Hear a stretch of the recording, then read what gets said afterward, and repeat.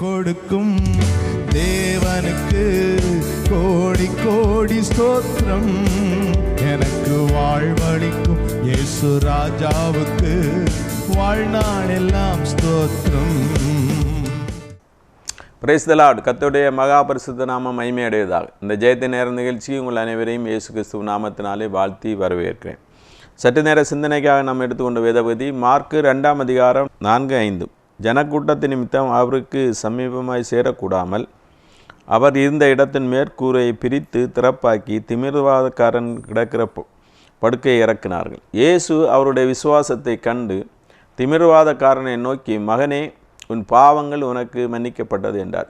ஜெபிப்போம். அன்பின் கிருபையும் இரக்கம் நிறைந்தங்கள் அருமை பிதாவே, ஆசீர்வதிக்கப்பட்ட நல்ல வேலைக்கு ஆமை சோதரிக்கிறோம், துதிக்கிறோம். கர்த்தாவே, இந்த நேரத்தில் உம்முடைய சமூகத்தில் வந்து உம்மை நோக்கி ஜெபிக்க, உம்மை நோக்கி பார்க்க தந்த கிருபைகளுக்கு ஆமை சோதரிக்கிறோம், துதிக்கிறோம். இந்த வார்த்தையின் மூலமாக நீர் எங்களோடு பேச வேணுமா ஜெபிக்கிறோம். ஒவ்வொரு இருதயத்தின் தேவையான வார்த்தை தேவன் தாமை மன்னாவாக பொழிந்தள்ள வேணுமா ஜெபிக்கிறோம். ஆமீன். ஆண்டவராய் தேவமே, ஒவ்வொரு இருதயத்தோடும் தேவன் தாமே பேச வேணுமா ஜெபிக்கிறோம். ஒவ்வொரு இருதயத்தையும் ஆற்ற வேணும், தேற்றணும், விடுதலை உண்டாக்க வேணுமா ஜெபிக்கிறோம். எங்களை தாழ்த்தி உம்முடைய சமூகத்திலே தருகிறோம். சகல துதி கனமை மேல் நமக்கே செலுத்துகிறோம். இயேசுவின் மூலம் ஜெபங்கள் அன்பு அறிந்த பரமபிதாவே, ஆமென். இது நம்ம எல்லாருக்குமே தெரிந்த பகுதி தான். அநேக நேரங்களில் நம்ம தியானித்திருப்போம். இயேசு திமிர்வாதக்காரனுக்கு சுகம் அளிப்பது. இங்கே வந்து இயேசு கற்பர்நகூமில் ஒரு வீட்டில் இருக்கிறார்.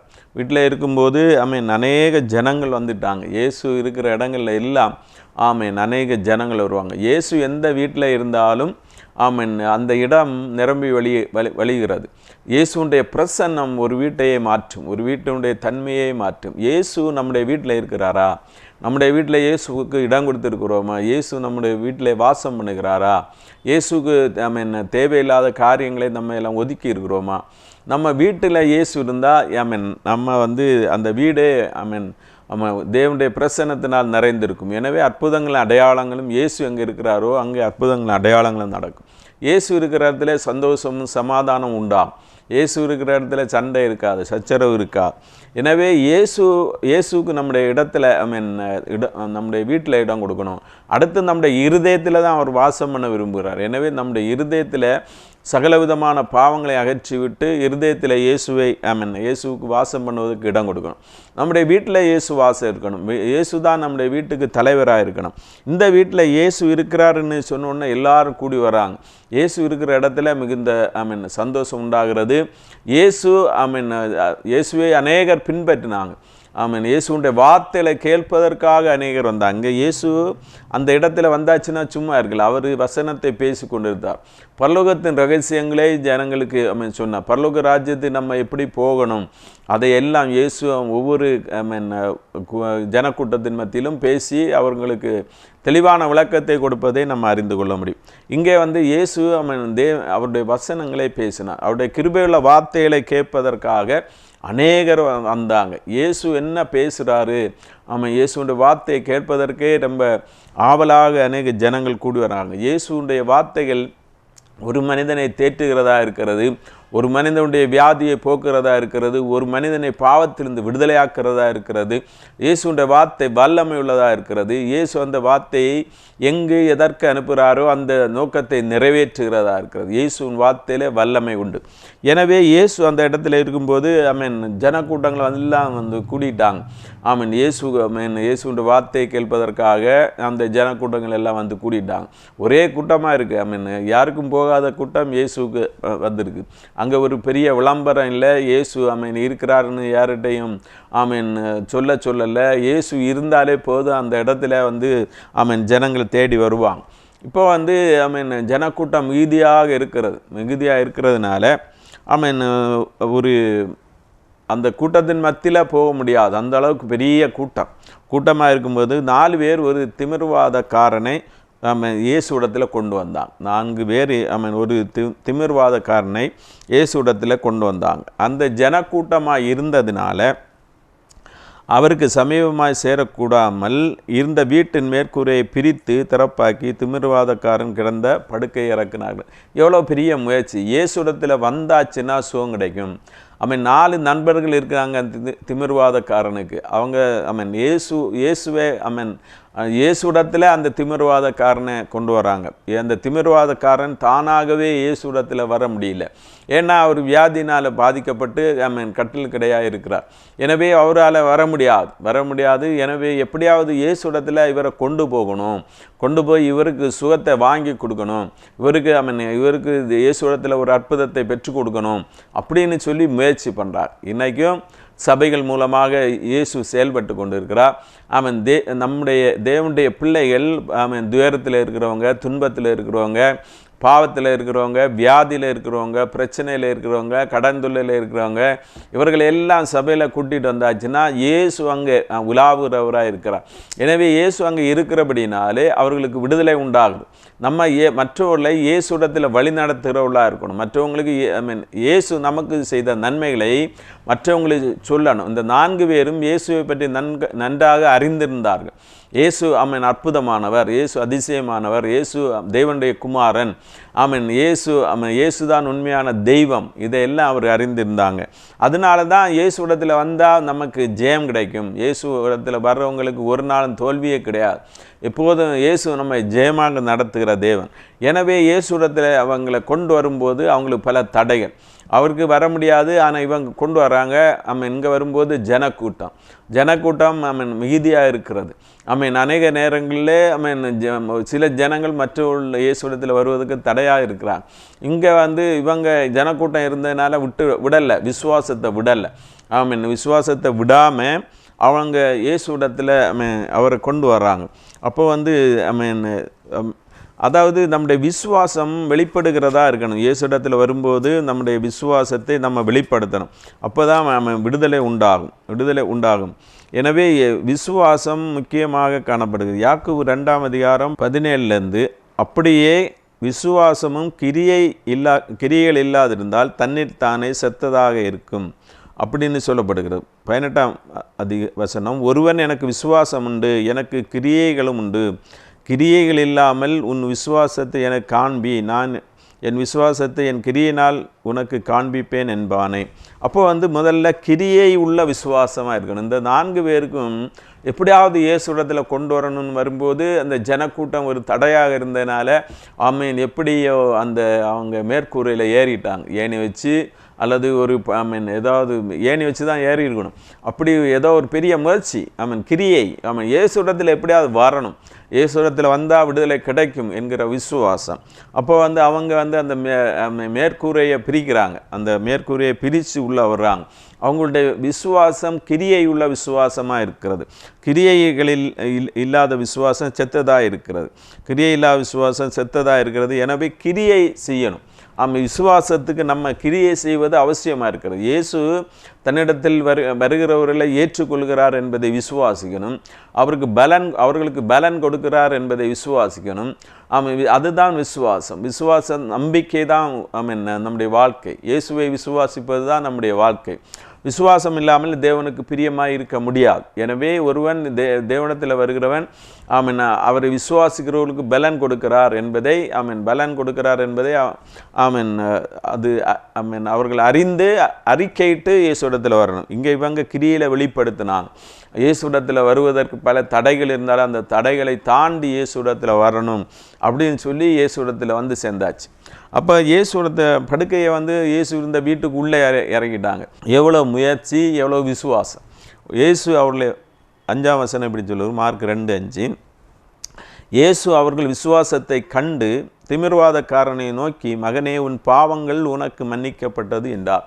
முதல்ல வந்த உடனே அவர் விசுவாசத்தை பார்க்குறார். அவங்க விசுவாசம் கொண்டு வந்தவங்களுடைய விசுவாசத்தை பார்க்குறார். அந்த திமிர்வாதக்காரனுடைய விசுவாசத்தை பார்க்குறாங்க. திமிர்வாதக்காரன்ட்ட சொல்லியிருப்பாங்க, இயேசுடத்தில் உன்னை கொண்டு போகிறோம், இயேசு உன்னை சுகமாக்குவார். அப்போ அவர் விசுவாசத்தோடு தாங்க வர்றார். அந்த 4 பேரும் விசுவாசம் உள்ளவங்களாக இருக்கிறார். 5 பேரும் விசுவாசம். 5 பேரும் ஒரு மனதாக 5 பேரும் ஒரு மனதாக இருக்கிறாங்க. 4 பேரும் ஒரு மனப்பட்டு தான் அந்த திமிர்வாதக்காரனை தூக்கி இயேசுடத்தில் கொண்டு வர்றாங்க. எனவே அவங்க விசுவாசம் ஒரு மனம் எல்லாவற்றையும் பார்க்குறாங்க. எங்கும் விசுவாசம் கிரியை செய்வதற்கு ஒரு மனம் மிகவும் அவசியமாக இருக்கிறது. அவன் ஒரு மனதோடு இருந்தால் தான் இயேசு கிரியை செய்ய முடியும். அங்கே முதல்ல அந்த மத்தேயு 9ஆம் அதிகாரம் 2ஆம் வசனத்தை முதல்ல இயேசு சொல்கிறார், மகனே திடன்கொள். அப்படின்னு சொல்கிறார். திடன் இல்லாதவர்களை திடன் கொடுக்கிற தேவன், பயத்தோடு இருக்கிறவருடைய பயத்தை நீக்கிற தேவன், திடனற்று போனவர்களை, மனம் பதறி போகிறவர்களை அவர் திடன் உண்டாக்குற தேவன், மனதிலே தைரியத்தை கொடுக்கிற தேவன். எனவே இயேசு அது முதல்ல சொன்னது, நீ திடன்கொள், நீ திடமனதாயிரு. உன்னுடைய மனதில் குழப்பங்கள் வேண்டாம், உன்னுடைய மனது உள்ளவனாக இரு அப்படின்னு சொன்னார். அப்போ அடுத்து சொல்கிறாரு, உன் பாவங்கள் உனக்கு மன்னிக்கப்பட்டது. ஸ்ட்ரைட்டாகவே போன உடனே சுகம் கொடுக்கல, உன் பாவங்கள் உனக்கு மன்னிக்கப்பட்டது என்று சொன்னார். உன் பாவங்கள் உனக்கு மன்னிக்கப்பட்டது.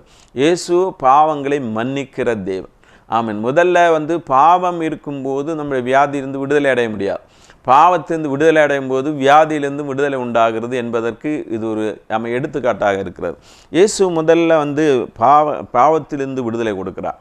இயேசு பாவத்திலிருந்து விடுதலை கொடுக்கிறவராக இந்த உலகத்தில் தேவன் தம்முடைய ஒரே பேரான குமாரனை விசுவாசிக்கிறவன் எவனோ அவன் கெட்டு போகாமல் நித்திய ஜீவனை அடையும்படிக்கு இயேசுவை தந்தள்ளி இந்த உலகத்திலே மிகவும் அன்பு கூர்ந்தார். அதுதான் தேவனுடைய பெரிய அன்பு.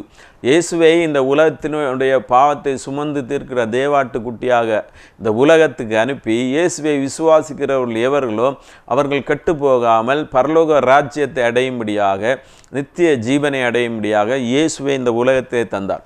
இயேசு இந்த உலகத்திலே தன்னுடைய ஜீவனை சிலுவையிலே நமக்காக ஜீவனை விட்டார். அவர் தம்முடைய இரத்தத்தை, பரிசுத்த இரத்தத்தை, குற்றமில்லாத பரிசுத்த விலையேற பெற்ற இரத்தத்தை நமக்காக இயேசு சிலுவையிலே சுமந்தார். நம்ம இன்னைக்கு பாவத்தோடு இருக்கிறோம், பாவத்திலிருந்து விடுதலை அடைய முடியாது அப்படின்னு ஒரு சூழ்நிலையில் இருந்தாச்சுன்னா இயேசு இடத்துல வர வேண்டியது மிகவும் அவசியமாக இருக்கிறது. இயேசு ஒருவர் தான் நம்முடைய பாவங்களிலிருந்து நமக்கு விடுதலை தர முடியும். எனவே இயேசு இடத்துல தான் விடுதலை பெற்றுக்கொள்ள முடியும். இந்த அப்போஸ்தலர் 4ஆம் அதிகாரம் 12ஆம் வசனம் இப்படி சொல்லுகிறது, அவராலே அன்றி வேறொருவராலும் ரட்சிப்பு இல்லை. நான் ரட்சிக்கப்படும்படிக்கு வானத்தின் கீழங்கும் மனுஷர்களுக்குள்ளே அவருடைய நாமமே அல்லாமல் வேறொரு நாமம் கட்டளை இடப்படவும் இல்லை. இயேசு தான் ஒரு மனிதனை பாவத்திலிருந்து விடுதலை அடைய முடியும். அவராலே அன்றி வேறு ஒருவராலும் ரட்சிப்பு இல்லை. பாவத்திலிருந்து விடுதலை, பாவத்திலிருந்து ரட்சிப்புக்கு இயேசு தான் ஒரே காரணமாக இருக்கிறார். நாம் ரட்சிக்கப்படும்படிக்கு அவருடைய நாமமே அல்லாமல் வேறொரு நாமம் கட்டளையிடப்படவும் இல்லை. இயேசுவுக்கு பாவங்களை மன்னிப்பதற்கு அதிகாரம் உண்டு.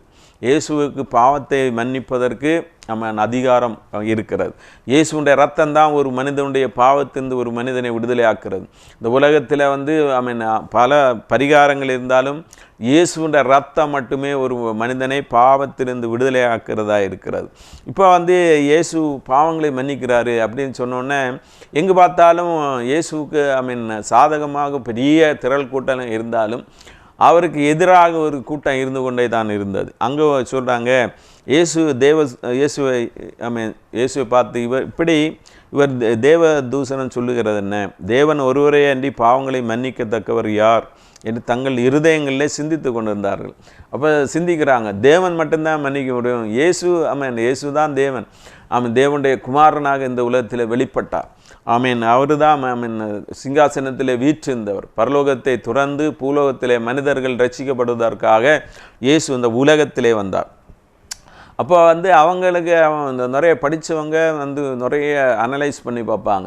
அவங்களுக்கு அவங்கள இயேசுவை ஏற்றுக்கொள்வது அவங்களுக்கு முடியாத காரியமாக இருக்கிறது. இப்படி தான் இவங்க பாவங்களை மன்னிக்கிறதுக்கு தேவன் ஒருவர் தானே மன்னிக்க முடியும், இவர் எப்படி மன்னிக்க முடியும்?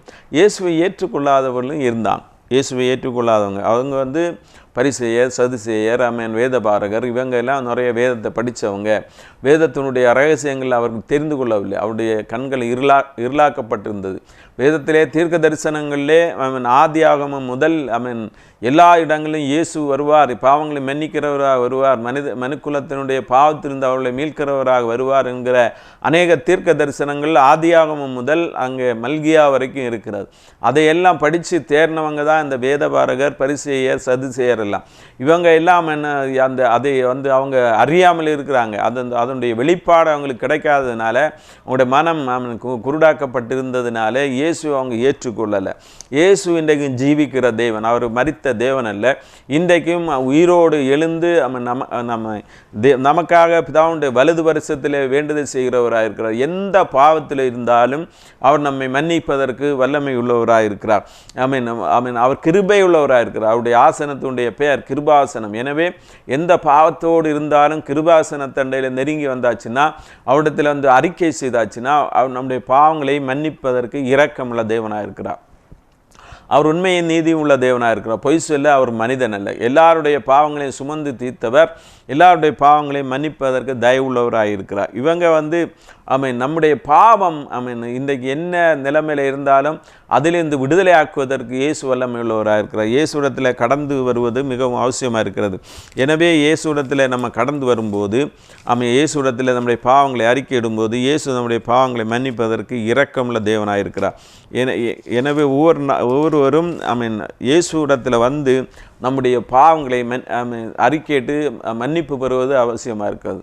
பல ஆசீர்வாதங்கள் பெறுவதற்கு பாவம் ஒரு தடையாக இருக்கிறது. எனவே அந்த பாவத்திலிருந்து நாம் விடுதலை அடைவது மிகவும் அவசியமாக இருக்கிறது. அப்போஸ்தலர் 5ஆம் அதிகாரம் 32 இப்படி சொல்லுவார், இஸ்ரவேலுக்கு மனம் திரும்புதலையும் பாவ மன்னிப்பையும் அருளுகிறதற்காக அவரை அதிபதியாகவும் இரட்சகராகவும் தமது வலது கரத்தினாலே உயர்த்தினார். தேவன் இஸ்ரவேலுக்கு மனம் திரும்புதலையும் பாவ மன்னிப்பையும் அருளுகிறதற்காக இயேசுவை அதிபதியாகவும் இரட்சகராகவும் தமது வலது கரத்தினாலே உயர்த்தினார் என்று சொல்லப்பட்டது. எனவே தேவன் அதிகாரம் கொடுத்திருக்கிறார் இயேசுவுக்கு.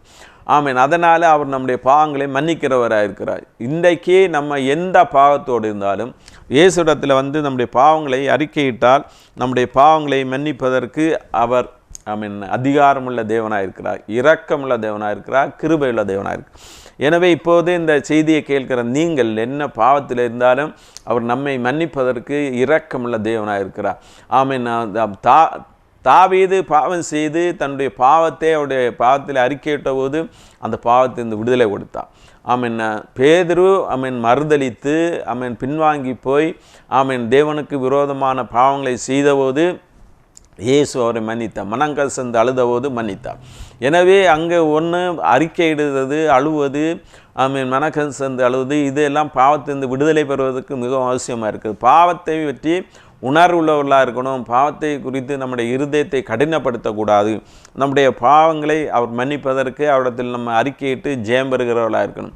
எல்லா பாவத்திலிருந்தும் அவர் விடுதலை தருவதற்கு வல்லமை உள்ளவராக இருக்குது. ஏதோ ஒரு பாவங்களை மேற்கொண்டிருந்தால் அந்த பாவத்திலிருந்து விடுதலை அடைய முடியல, இயேசுவே நம்முடைய இரத்தத்தால் என்னை கழுவுன்னு சொல்லும்போது அந்த பாவத்திலிருந்து விடுதலை தருவதற்கு அவர் வல்லமை உள்ளவராக இருக்கிறார். இயேசு பாவத்திலிருந்து விடுதலை தருகிறவர். இதை நம்ம அறிக்கையிடணும். இயேசு பாவத்திலிருந்து விடுதலை தருகிறவர். தாவீதையும் பேதுருவையும் மன்னித்தவர் நம்மையும் மன்னிப்பதற்கு இரக்கமுள்ள தேவன்.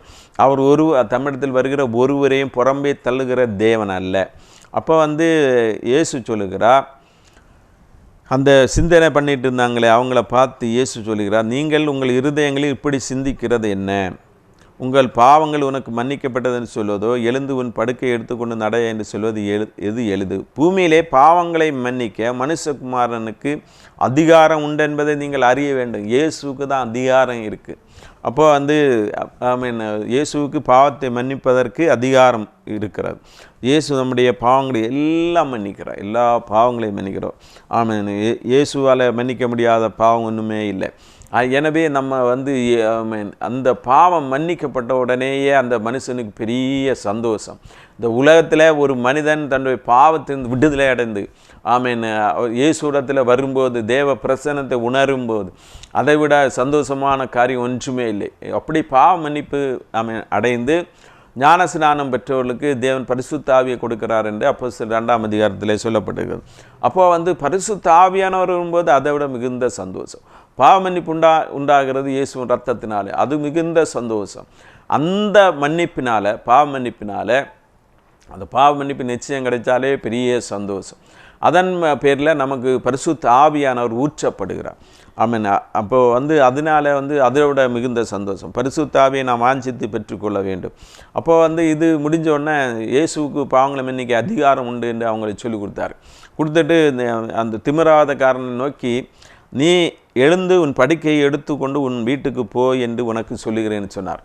ஆமென். அவருக்கு ஒரு கட்டளை தான். இயேசு சொன்னால் போதும். இயேசு சொன்னால் உடனே நடக்கும். நம்முடைய வாழ்க்கையில் நடக்க முடியாத காரியங்கள், அந்த திமிரவாதக்காரன் படுத்த படுக்கையாக இன்னும் ஒன்றும் செய்ய முடியாது என்ற சூழ்நிலை இருந்தபோது, இயேசுவிடத்தில் அவன் கடந்து வந்தபோது, அவன் முதல்ல பாவ மன்னிப்பின் சந்தோஷத்தை பெறுகிறார். இயேசுவோடு ஐக்கியப்படுகிறார். தேவனோடு ஐக்கியப்படுகிற அந்த பேரின்ப பாக்கியத்தை பெறுகிறான். அவன் அடுத்து தேவனுடைய மகன், தேவனுடைய பிள்ளை என்று சொல்லப்படுகிற அந்த அந்தஸ்தை பெற்று கொள்கிறான். மகனே என்று இயேசு கூப்பிடுகிறார்.